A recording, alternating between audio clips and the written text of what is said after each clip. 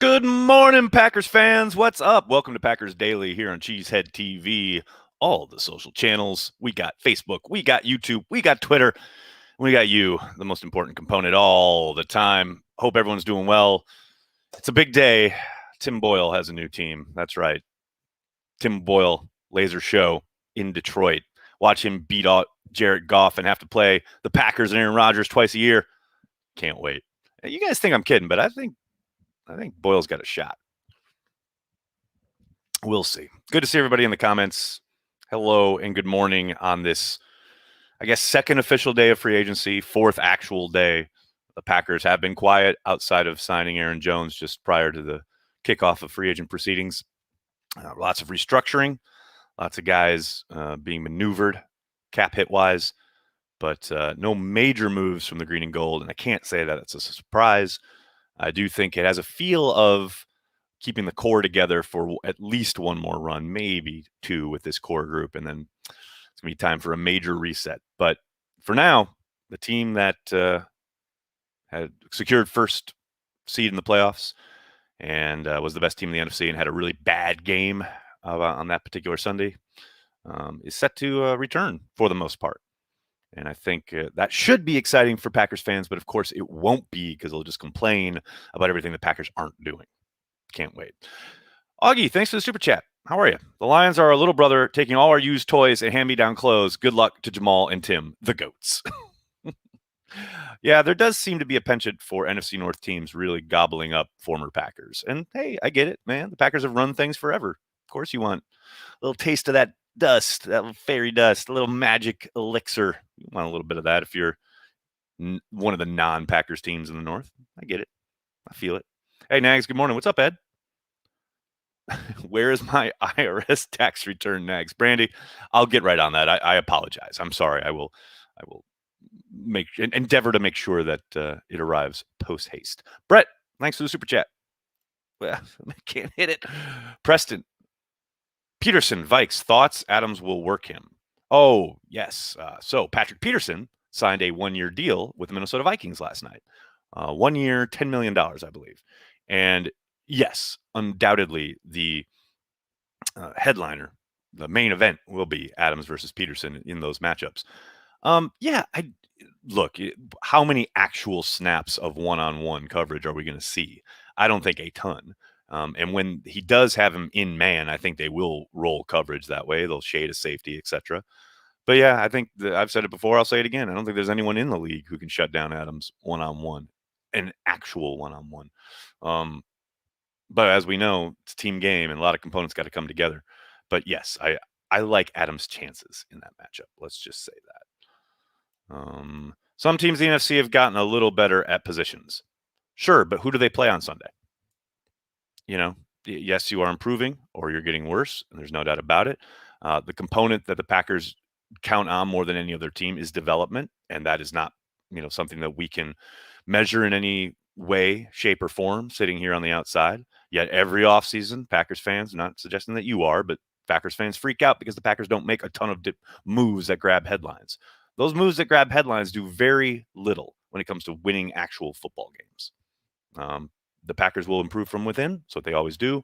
They will probably pick over what's left in free agency starting this weekend into next week. I think Bargain Brian is going to make an appearance where he finds a bargain or two on the market, but I don't think they're going to lay out big money for big name acquisitions. It's just not how they operate. They will continue to draft, continue to develop, and win a boatload of football games. And I, for one, am here for it. Dustin, thanks for the super chat.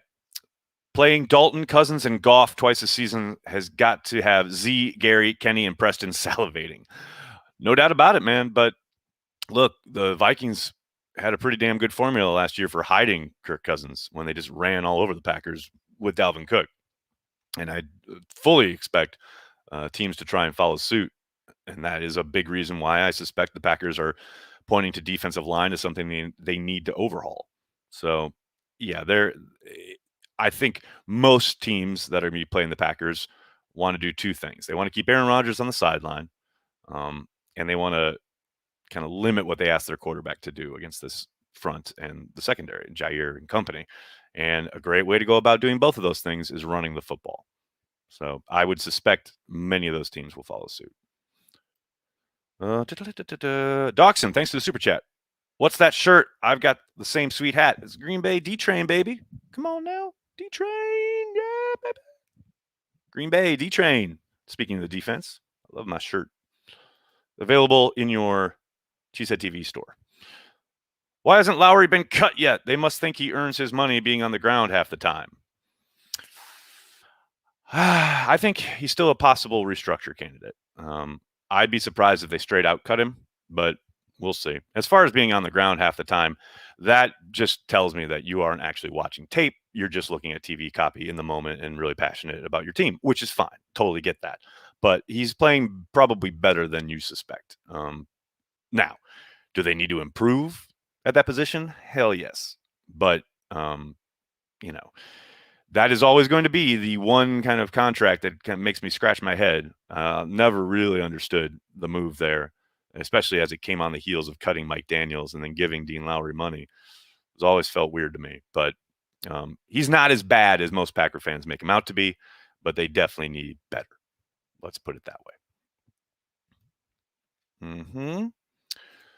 Andy, thanks for the super chat. What are the chances of Green Bay signing Will Fuller? I would put them, I'd say minimal, but there is a chance. I think part of it is going to be waiting out the market, and the Packers, the longer Will Fuller is out there, the better the chances are. The Packers can, make some kind of offer in the terms of like, look, we can't break the bank for you, but we'd love to have you come, be a compliment to Devontae. And, former Patriot chief, etc. personnel guy, Scott Pioli, put it out there on Twitter yesterday. If you're a wide receiver frustrated with the market, you should be calling Green Bay and saying, look, let me come there 1 year, put up some bunch of numbers with Aaron Rodgers, and then hit the market again next year when the cap is somewhat corrected. And I've seen a couple people out there talking about how the new TV money is going to make the cap explode next year. And that is not the case. It is going to happen 2 years from now. That's when the new TV money will kick in. But next year, the cap should go up, unlike this year when it went down, but it is not going to go crazy. But there will certainly be more money out there for free agents next season. And, coming to Green Bay, catching passes from Aaron Rodgers will certainly boost your marketability, as it were. So all of that to say, there's a small chance they make a move on Will Fuller. And the longer he's out there, the better those chances are. But they're not going to break the bank for him. That is for sure. What in your mind would be the one or two things that put us over the top and win a Super Bowl next season? Kevin, well, one is health. It's always health. I think the whole reason they didn't play in this Super Bowl is because David Bakhtiari got hurt in practice, which sucks. It's a freak accident kind of thing, but, you saw the importance of tackle play in the NFC Championship game. And then number two is just being able to control things on the defensive side of the ball up front. I think that's where they really got to try to improve, in the sense of way too many times last year we saw teams were able to grind out long drives and keep Aaron Rodgers on the sideline. And third downs obviously were an issue, and that was led to those long drives. If they can just improve there, and I don't need a top 5 defense, but they need to just play better situationally in those third down situations. I think if they can do that, and look, there's no one magic bullet. There's no one player out there that they're going to add that's going to solve that issue. Part of that is they have a new defensive coordinator, a new scheme. They're going to have a new philosophy. We'll see how that plays out. But that to me is, when you have an offense as prolific, as efficient as the Packers do, and you're going to score a boatload of points each and every game. If your defense can just be, just get the ball back 1 or 2 more times, there's no way that people are going to be able to stop this team. But that's not a given. You got to do the work. But, that's more than anything. You got to stay healthy. You got to be a little bit better on defense. And I know that sounds like the same shit we've said every year for the last 20 years because it's true. It's frustrating. I get that, but that is the case. Dark Knight 12, thanks for the super chat. To get the cap needed for draft picks, etc., what moves do you think the Packers should take? I suspect that Devontae extension will be incoming sooner rather than later. That will help. We mentioned Dean Lowry before. I think he's a definite possible restructure since he hasn't been cut yet. Those two moves alone should get them where they need to go. But I suspect they'll have a few other tricks up their sleeve, including however they want to approach Aaron Rodgers' contract. That's obviously kind of the elephant in the room as far as I don't doubt for a moment that they're going to do something there. I have no idea what it is. But those moves should be able to free up what they need to do. Tampa had a winning formula in putting together a winning team. They did. So did the Green Bay Packers. The Tampa won on that particular day. There's no doubt about it. They beat their ass down in Tampa. Now that is the truth. But, the Packers were a really good football team. They won a boatload of games. They had a bad matchup. They had a bad game that Sunday. No question about it. But let's not act like the Packers don't know what they're doing when they're putting together a football team. What else we got here, folks? Got that one. Okay, here we go. Big B's here. Big B's in the house. What's up, Big B? Thanks for the super chat. Can we start the trade for Jamal Williams movement yet? Trade for the GOAT. The GOAT! Why do I get the bad feeling that King will be re-signed? I'll be shocked if King's re-signed. Are you kidding me? Why are you trying to speak that into existence? Come on now. Joseph, thanks for the super chat. First time catching you live, Nags, albeit a late arrival. Thanks for all you do. Go Pack Go. Joseph, thank you for the support and the super chat. Thank you so much. I'm not prepared for 12 to go, hoping I'm just reading too much into it. He's not going anywhere yet. He's got at least one more year in Green Bay, probably two. After that, not so sure. But look, nothing's going to happen with Aaron Rodgers if Jordan Love can't play. So that's the great unknowable. I was on the radio this morning talking about this. We all want to project what's going to happen. We all want to know what the plan is, but so much of it depends on Jordan Love's development. If Jordan Love is in practice in preseason and not looking great and not ready, they're not just going to move on from Rodgers to do it. They're going to keep playing Aaron Rodgers. But if Jordan Love shows development and shows that he's ready, at least in their mind, then they'll make the move. That could be next year. That could be 2 years from now. Just enjoy the ride, man. Don't be fretting about it. What else we got? Grim Chief, thanks for the super chat. How mad will you be if the defense comes out next season and continues to play 10 yards off on 3rd and short? Yeah, I'm trying not to think about it. All right, I'm trying to think good thoughts here. But yes, it will. It would be upsetting. Let's just say that. Oh no, Andy, bring back Ron Zook. Oh man, what? No. Any chance for Fuller, or is that a dream? No, Nate, I just talked about that. Yes, no, there's absolutely a chance for Fuller. Slim one, but there's a chance. Jair and Aaron is coming up. Jair is coming up, definitely. Aaron Rodgers? Aaron Jones? Aaron Jones just got re-signed, so I'm thinking you mean Aaron Rodgers? He's got 3 years left on this deal, although no guaranteed money after this season or going into this season. What do you think the reason is that Aaron Rodgers' contract hasn't been extended or reworked? Because they haven't needed it yet. That's pretty simple. They got everything done that they needed to do to get under the cap and bring Aaron Jones back. They've reset. They'll let the market play out here early on in free agency. If and when they need some room or need something to get done contract-wise, they'll probably extend and or restructure Aaron Rodgers. It'd probably be a restructure. I'd be shocked if it's an extension, actually. But, they haven't needed to yet. So, they're not going to do it just to do it. But they'll, like I said, when they need that room, they will undoubtedly look at Aaron's contract. Dustin, thanks for the super chat. I think every player mentioned in last year's Lil Wayne Green and Yellow song is going to be back as of now. Just saying. That's what you call the core of a team, right? You got your core guys. That's the Packer way, man. Draft, develop, keep your core together.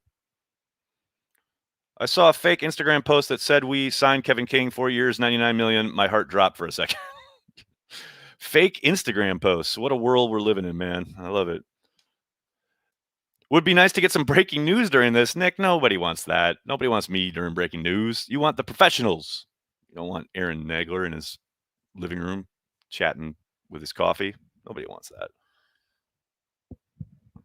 that. 5th round punter, please. Just to make Corey's head explode.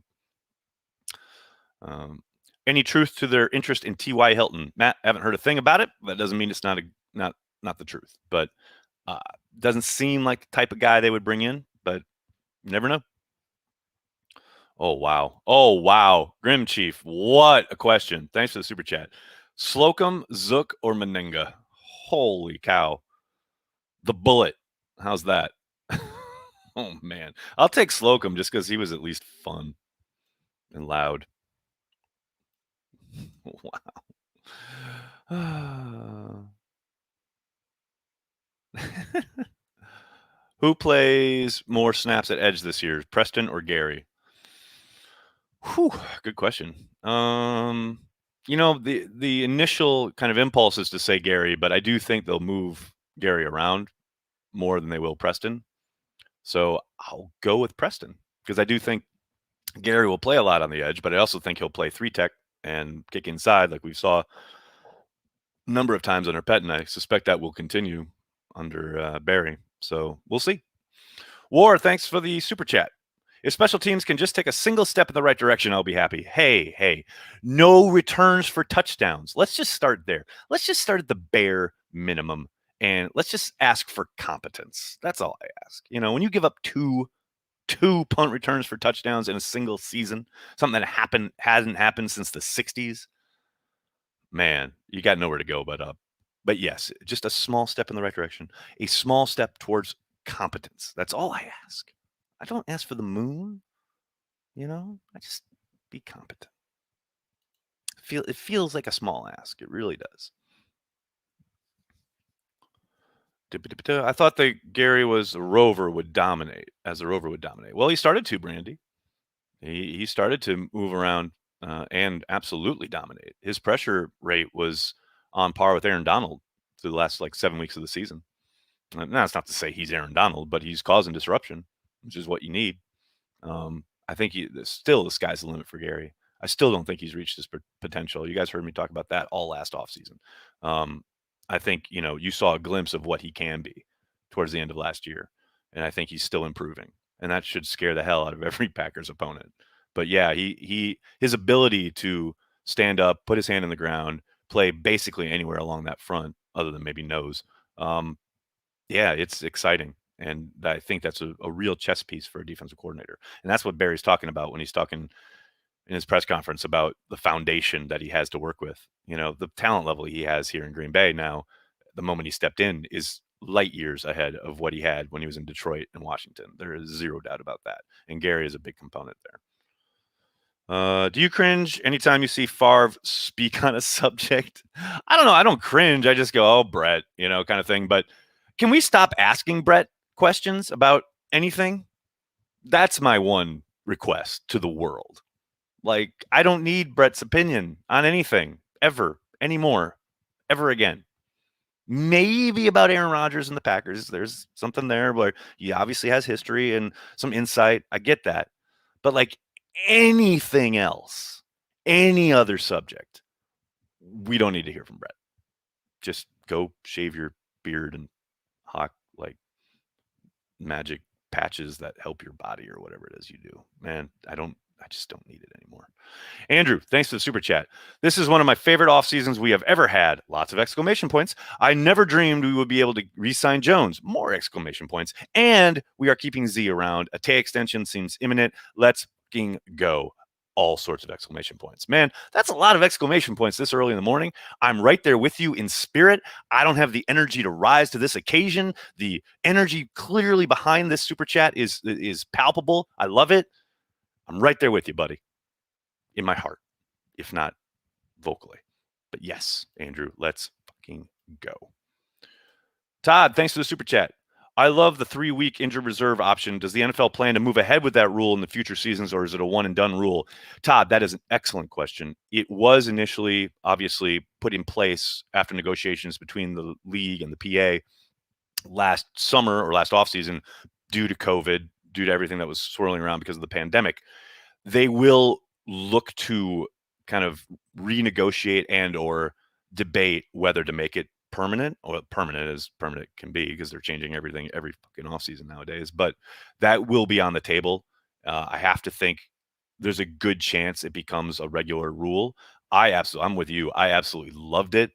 Um, Made it a lot more interesting as far as um, just your maneuverability as a general manager, bringing guys up and down, uh, not having to you put a guy on IR and you can only bring one of them back or two of them back or whatever. Like anybody can come back after 3 weeks. It's a bit of a game changer, actually. But yeah, I'm right there with you. I really hope they make it permanent because I thought it added another kind of fun element to roster construction and manipulation. I can't find your website to buy a shirt, Michelle. Oh, because you're on Facebook. I was gonna say it's right below the YouTube. Um, there's a link right below every YouTube video that we do. But go to cheeseheadtv.com, and on the upper right hand corner, you'll see a link that says shop. Just hit shop, and that'll take you to our Teespring store. And what is probably way too much merch. We've got a lot, but that's the best, easiest way to find it. So cheeseheadtv.com, top row, you'll see a list of things, and one of them will be shop. Just hit shop, and you'll be there. You guys are hilarious.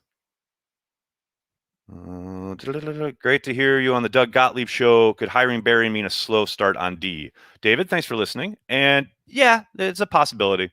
There's no question that installing a new scheme is never smooth, and or it's rare that guys hit on all cylinders right out the gate. Now that said, on the defensive side of the ball, you've got a bit better chance to at least be productive and come together because of the reactionary nature of playing defense, right? It's not offense where you've got to be in sync.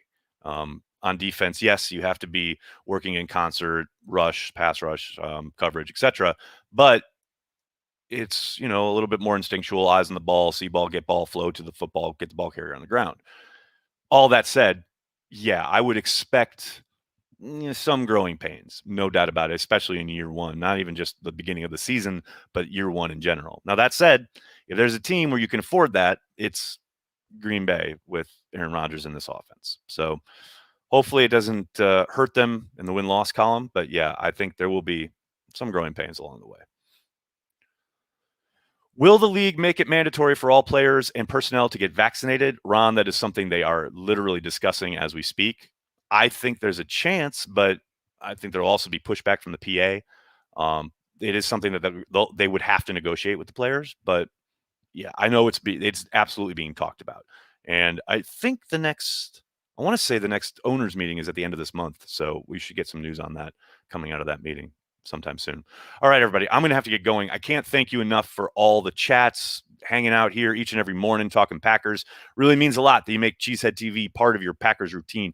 We know there is a ton of Packers news outlets, places you can go. The fact that you utilize Cheesehead TV at all really means a lot to us. Do me a monster favor. Hit like on this video. Subscribe to our channels. Tell your friends. Tell your family. Cheesehead TV. We are devoted to Green Bay Packers fans worldwide. Thanks a lot, everybody. Have a great day. Go Pack Go.